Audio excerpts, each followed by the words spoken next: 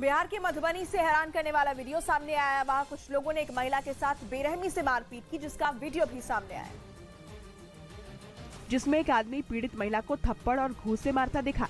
वहीं मारपीट के दौरान महिला वहीं गिर गई, लेकिन आरोपी इतने में भी नहीं रुका और एक के बाद एक उसने कई बार हमला किया। हालांकि इस महिला ने उससे मुकाबला करने की कोशिश की, लेकिन उनकी संख्या ज्यादा होने की वजह से वो कुछ नहीं कर सकी। इस बीच वहां पर कुछ और महिलाएं मौजूद थी, लेकिन किसी ने भी मारपीट कर रहे आदमी को नहीं रोका। बताया गया कि पूरा मामला जमीन विवाद से जुड़ा है, जिसकी वजह से मारपीट हुई। वहीं इस पूरी घटना का वीडियो देखने के बाद पुलिस मामले की जांच में जुट गई है।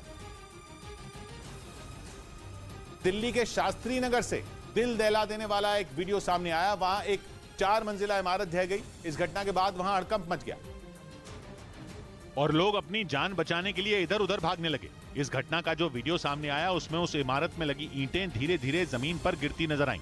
लेकिन थोड़ी ही देर बाद क्या आप मुद्रा लोन के लिए दर्जनों बैंक जाकर थक चुके हैं? आसानी से 10 लाख मुद्रा लोन कैसे प्राप्त करें सीखना है तो फ्रीडम ऐप को अभी डाउनलोड करें। पूरी इमारत मलबे में तब्दील हो गई, जिसकी वजह से वहां धूल का गुबार उठता दिखाई दिया। इस घटना से वहां अफरा तफरी मच गई। गनीमत ये रही कि लोगों को वक्त रहते बिल्डिंग से बाहर निकाल लिया गया, वरना बड़ा हादसा हो सकता था। हमने मकान मालिक से बोला, भाई साहब की बिल्डिंग को तोड़वा लो। लोगों का आरोप है कि जब से इस 4 मंजिला इमारत में काम शुरू हुआ तभी से ये झुक गई थी, जिसे देखते हुए नगर निगम ने नोटिस भेजकर इसे तुड़वाने का निर्देश दिया था, लेकिन इसके बावजूद बिल्डर ने काम नहीं रुकवाया। हालांकि हादसे के बाद एहतियातन आसपास के घरों को खाली करा लिया गया।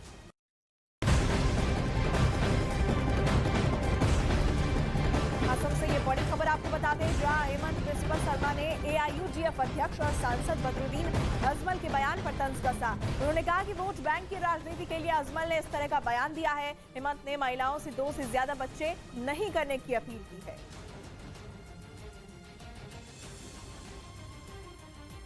चीन के शहरों में लगे लॉकडाउन में दी गई छूट बहुत बड़ी तबाही की वजह बन सकती है। सख्त लॉकडाउन और जीरो कोविड पॉलिसी के खिलाफ हुए प्रदर्शनों के आगे चीन की सरकार ने झुकने का ऐलान किया है और कई शहरों में लॉकडाउन में छूट दी है। लेकिन एक रिपोर्ट में दावा किया गया कि चीन की सरकार का यह फैसला वहां बहुत बड़ी तबाही की वजह बन सकता है। कहा गया कि चीन के कई शहरों में लाशों के ढेर तक लग सकते हैं। चीन में इस वक्त कोरोना वायरस से जुड़े जो आंकड़े हैं वो डराने वाले हैं। दावा यह है कि 2020 में कोरोना वायरस का पता लगने के बाद से अब तक इतनी बड़ी संख्या में मरीज चीन में पहले कभी नहीं आए थे। वहां रोज 20,000 से ज्यादा लोग कोरोना पॉजिटिव हो रहे हैं।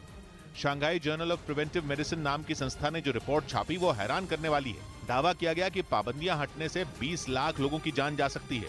जब से कोरोना महामारी आई है तब से अब तक चीन में 30,388 लोगों की मौत हो चुकी है। यह आंकड़ा वहां की सरकार का है, लेकिन रिपोर्ट में दावा किया गया कि पाबंदियां हटने से 20 लाख लोगों की जान चली जाएगी। मतलब इतनी बड़ी तबाही होगी कि वहां लाशों के ढेर तक लग सकते हैं।